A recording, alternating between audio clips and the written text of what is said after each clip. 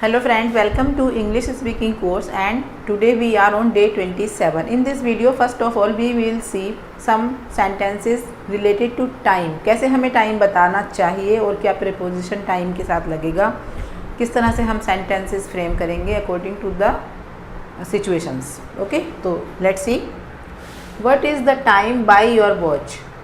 जब भी हम टाइम के बारे में पूछते हैं घड़ी में टाइम कितना बजा है तो हम बाई प्रीपोजिशन का यूज़ करते हैं. What is the time by your watch? तुम्हारी घड़ी में कितने बजे हैं, तुम्हारी घड़ी में कितने बजे हैं. इट्स 7:30. 7:30. हाफ का मतलब आधा. जैसे कि पूरा टाइम कितना होता है एक वॉच में 60 मिनट्स, तो 60 मिनट्स का हाफ कितना हुआ 30, तो 60 का हाफ 30, तो 30 मिनट्स हो चुके हैं. पास हो चुके हैं, गुजर चुके हैं, पास्ट की बात हो चुकी है. तो 30 मिनट्स जब पास्ट हो गए हैं 7 बज के, तो दिस इज 7:30. It is 7:30.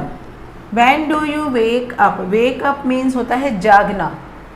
तुम कब जागते हो? When do you wake up, क्योंकि यू सेकंड पर्सन है तो इसके साथ हम डू का यूज़ करेंगे,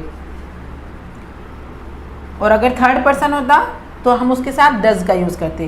when do you wake up, तुम कब जागते हो. आई वेक अप, मैं जागता हूँ every morning daily at half past 6. Same चीज़ है यहाँ पर भी. हाफ यानी कि 30 मिनट्स पास्ट हो चुके हैं 6 बज के, 30 मिनट पास्ट हो चुके हैं 6 बज के, दिस इज 6:30.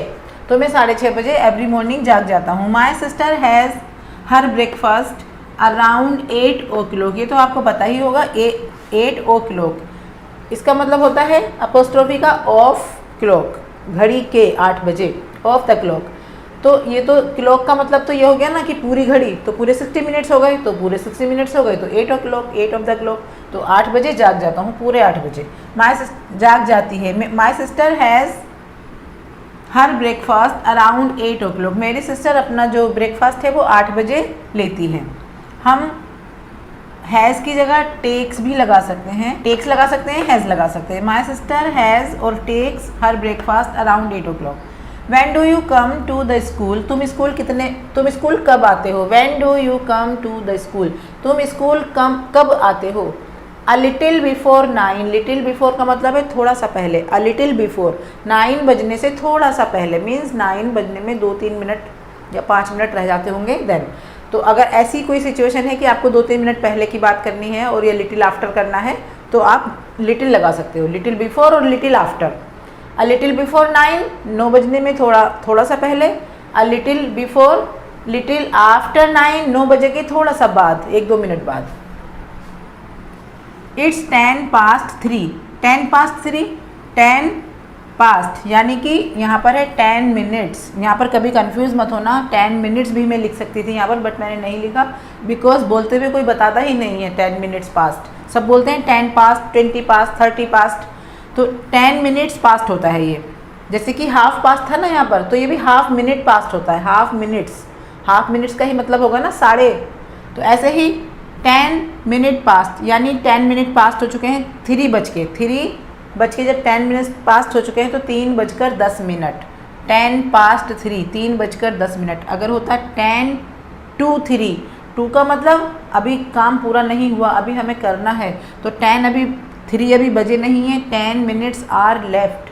10 to, अभी 10 मिनट्स लेफ्ट हैं 3 बजने में, तो 3 बजने में 10 मिनट अगर 2 लगा है, और अगर पास्ट लगा है तो 3:10. Okay guys.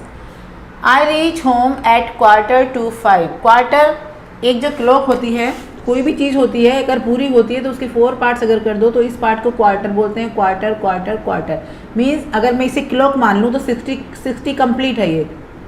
अभी अगर क्वार्टर होगा तो 15 होगा. 15 + 15 + 15 + 15 than equal to 60.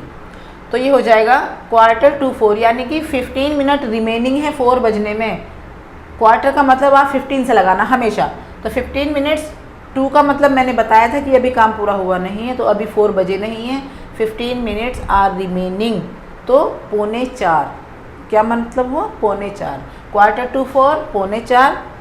I have to go at 20 to 5. फिर से 20 to 5 मीन्स 20 अभी 5 बजे नहीं है, 20 मिनट्स रिमेनिंग हैं, अभी 20 मिनट्स लेफ्ट हैं, क्योंकि 2 लगा है, 2 का मतलब काम पूरा नहीं हुआ है, तो 5 अभी बजे नहीं है, 20 minutes are remaining. I have to go at 20 to 5, मुझे 5 बजने में 20 मिनट होने पर या 5 बजने से 20 मिनट पहले मुझे जाना है। और 20 past 5, अब 20 पास्ट मीन्स 5 बजकर भी 20 मिनट हो चुके हैं। पास्ट टाइम पास्ट में चला गया और 20 मिनट पास्ट में चला गया 5 बजकर, तो 5 बजकर 20 मिनट। 4:45, 15 अभी हुए नहीं है, 15 मीन्स 4:45, अभी 15 मिनट रिमेनिंग है 5 बजने में, तो 4:45। 5:15, क्वार्टर हो चुके हैं, यानी कि 15 मिनट आगे जा चुकी है घड़ी, 5 बज के, तो 5:15, 4:45, 5 बजकर 20 मिनट, 5 बजने में 20 minute. I have to go, मुझे जाना है, कब जाना है? 5। अब आप समझ गए होंगे पूरा कि क्या क्या मैंने बोला है। यहाँ पर 2 लगाएंगे तो अभी बजे नहीं है, और पास लग गया तो बजकर आ चुके हैं। बाय व्हाट टाइम, बाय लगाया है तो किस टाइम तक। By what time does your father usually come home daily, मतलब यूजुअली तुम्हारे पापा किस टाइम तक घर आ जाते हैं। कम होम डेली, रोजाना किस टाइम तक तुम्हारे पापा घर आ जाते हैं। बाय व्हाट टाइम, किस टाइम तक। At what time does he leave his office, कितने बजे, वो एक accurate point of the time बताना है कि कितने बजे वो अपना ऑफिस छोड़ देते हैं या ऑफिस से निकल जाते हैं। At what time. और बाय व्हाट टाइम, कितने बजे तक घर पहुंच जाते हैं। एट व्हाट टाइम, कितने बजे अपना ऑफिस लीव करते हैं। He leaves his office by 5 o'clock, वो अपना ऑफिस से निकलते हैं 5 बजे तक। और हम कह सकते हैं 5 बजे भी, क्योंकि एट भी लगा है, वहाँ बाय भी लगा है, तो बाय 5 o'clock 5 बजे तक वो ऑफिस छोड़ देते हैं, और एट 5 o'clock 5 बजे वो ऑफिस छोड़ देते हैं। दोनों ही सिचुएशन में ये लग सकता है। When is your birthday, when is your birthday, तुम्हारी बर्थडे कब होती है। इसी सेंटेंस को एक और टाइप से हम फ्रेम कर सकते हैं। When does your birthday fall, तुम्हारी बर्थडे कब आती है। It is better one. His watch gains 2 minutes daily, उसकी घड़ी 2 मिनट, गेन्स का मतलब गेन का मतलब तो हमेशा फ़ायदे में जाता है ना। आपने गेन और लॉस पढ़ा होगा, तो लॉस का मतलब नुकसान होना, गेन का मतलब फ़ायदा होना। जब फ़ायदा होगा तो घड़ी आगे ही होगी ना। His watch gains 2 minutes daily, उसकी घड़ी रोज़ 2 मिनट आगे हो जाती है, और लूजेस लगा दूँ तो पीछे हो जाती है, ठीक है ना। हिज वॉच गेन्स और loses 2 minutes daily. Make the best use of your time, अपने समय का सदुपयोग करो। ये इस तरह से हम बोल सकते हैं, make the best use of your time, अपने समय का सदुपयोग करो, अपने टाइम को अच्छे से बिताओ, सबसे अच्छा जैसे बिता सकते हो वैसे बिताओ। Okay guys, now he valued time, punctuality. Now he knows the importance of time. Now he valued, valued का मतलब अब पहचानना है उसने टाइम की वैल्यू को। नाउ ही वैल्यूड, अब वो टाइम की वैल्यू जान गया है, टाइम की कीमत जान गया है, और पंक्चुअलिटी को जान गया है। पंक्चुअलिटी वही होती है जब हम अपने हर काम को टाइम पर करते हैं, कहीं डिले नहीं करते, कहीं किसी को शिकायत का मौका नहीं देते टाइम को लेकर, तो दैट इज़ कॉल्ड पंक्चुअलिटी, और वो भी टाइम से ही रिलेटेड है। नाउ ही वैल्यूड पंक्चुअलिटी, अब वो पंक्चुअलिटी को जान गया है, टाइम की कीमत जान गया है। Now he knows the importance of time, ये भी सेम मीनिंग है, अब वो टाइम की वैल्यू को जानता है, पहचानता है। ही वेस्ट्स हिज टाइम, वो अपना टाइम बर्बाद करता है। ही किल्स हिज टाइम, वो अपना टाइम बर्बाद करता है, दोनों का सेम मीनिंग है। I am punctual to the minute, to the minute, इसका मतलब है I am punctual to the minute, मैं मिनट मिनट की पाबंद हूँ। I am time to the moment, मैं पल पल की पाबंद हूँ। ये मीन्स मैं एक एक सेकंड की, एक एक मिनट की कीमत समझती हूँ। I am punctual to the minutes, sorry यहाँ पर मिनट्स नहीं आएगा, यहाँ पर मिनट ही आएगा। I am punctual to the minute, मैं एक एक मिनट की पाबंद हूँ। It is the time to wake up, उठने का समय हो गया है या जागने का समय हो गया है। It is the time to wake up. It is the time to tea, ये चाय का समय हो गया है। It is the time to go, जाने का समय हो गया है। It is the time to do homework, ये होमवर्क करने का समय हो गया है। It is the time to wake up. How time flies, how time flies, ये कोई क्वेश्चन नहीं है। जैसे कहते हैं देखो समय कितनी जल्दी उड़ जाता है, टाइम के पंख लगे हुए हैं, टाइम उड़ता चला जाता है। उस फ्रेज के लिए हम ये यूज़ कर सकते हैं हाउ टाइम फ्लाइज, समय कैसे उड़ जाता है। You came at the right time, तुम बिल्कुल सही समय पर आए हो। You came at the correct time, तुम बिल्कुल सही समय पर आए हो। दोनों का सेम मीनिंग है। You are late by half an hour, same आ गया है। हाफ एन आवर मीन्स आधा घंटा, तुम आधा घंटा लेट हो गए हो। You are late by half an hour. We have enough time, हमारे पास बहुत टाइम है। We have plenty of time, भी सेम है, इनफ की जगह हम ये भी लगा सकते हैं। We have plenty of time, हमारे पास बहुत सारा टाइम है। It's almost midnight, almost करीब करीब आधी रात का टाइम है। इट्स ऑलमोस्ट मिड नाइट, करीब करीब आधी रात हो गई है या आधी रात का टाइम है। You are just in time, तुम बिल्कुल समय पर आए हो। I would have left in another minute, मैं अगले ही मिनट जाने वाला था या मैं चला गया होता। आई would have left in another minute, मैं अगले ही मिनट चला गया होता। वुड हैव लेफ्ट, चला गया होता। I am trying to save each every moment और सेकेंड, मैं एक एक मिनट बचाने की कोशिश कर रही हूँ। I am trying to save each moment भी कह सकते हैं, एवरी मोमेंट भी कह सकते हैं, एवरी सेकेंड भी बोल सकते हैं और ईच एंड एवरी मोमेंट भी बोल सकते हैं। I am trying to save each and every moment. There is a time for everything, means हर चीज़ का समय होता है, हर काम करने का एक टाइम होता है। टाइम वंस लॉस्ट, एक बार टाइम चला गया। कैन नेवर बी रीगेन्ड, दोबारा से नहीं आता। चला गया टाइम वापस नहीं आता। The time once lost, time once lost can never be regained, एक बार चला गया टाइम वापस नहीं आता। Now we will go through a paragraph and we will see the meanings, difficult words and their meanings. A school is a place where many students of diverse cultures and attitudes converge on to मिलते हैं, बात करते हैं। A school is a place, school एक ऐसी जगह है। A school is a place where many students, जहाँ बहुत सारे students of diverse cultures, different cultures के, डिफरेंट संस्कृति के, अलग अलग रीति रिवाजों वाले स्टूडेंट्स आकर मिलते हैं। एंड एटीट्यूड्स, अपना अपना नेचर, अपना अपना बोलने का तरीका, अपना अपना एटीट्यूड, उस तरह के लोग, बच्चे वहाँ पर आकर मिलते हैं। A school is a place where many students of diverse means different culture, संस्कृति, एंड एटीट्यूड्स, उनका nature, converge on to. The first things I learned in the primary school was that there are so many different kinds of people, जो पहली चीज़ें थी वो मैंने जाना कि वहाँ पर स्कूल में मुझे सिखाया गया, और आई लर्न, मैंने सीखा कि जो प्राइमरी स्कूल था वहाँ मैंने सीखा that they are so many different kinds of people, कि लोगों की बहुत सारी वेराइटीज़ होती हैं, बहुत सारे तरह तरह के लोग होते हैं। ये मैंने कहाँ सीखा? स्कूल में सीखा कि जो लोग होते हैं बहुत बहुत तरह के होते हैं, सब अलग अलग बिहेवियर होता है सबका, अलग अलग मिजाज के होते हैं। The primary schools was that they are so many different, बहुत सारी तरह के पीपल होते हैं। आई एक्सपीरियंस्ड, मैंने जाना, मैंने अनुभव किया।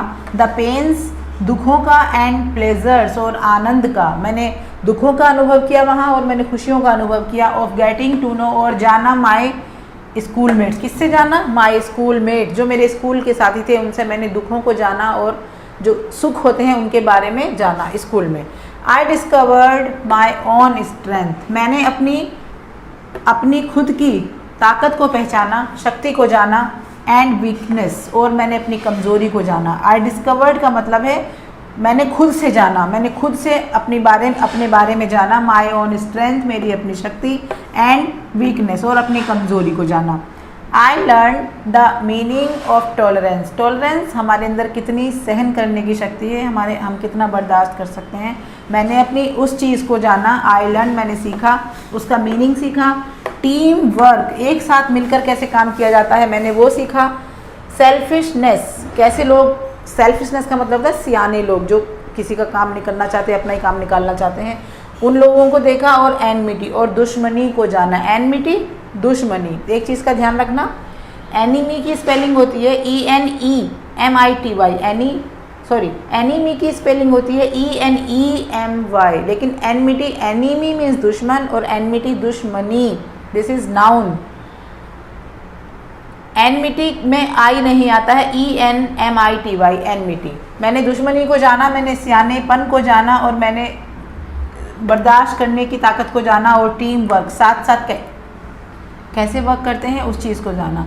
Without this schooling experience I doubt, मैं डाउटफुल हूँ, या मुझे डाउट है, मुझे शक है कि इस स्कूल के एक्सपीरियंस के बिना whether I can be a successful social animal. Social animal उसको कहते हैं, इंसानों को कहते हैं सोशल एनिमल, जो समाज में रहता है, दैट इज़ सोशल एनिमल।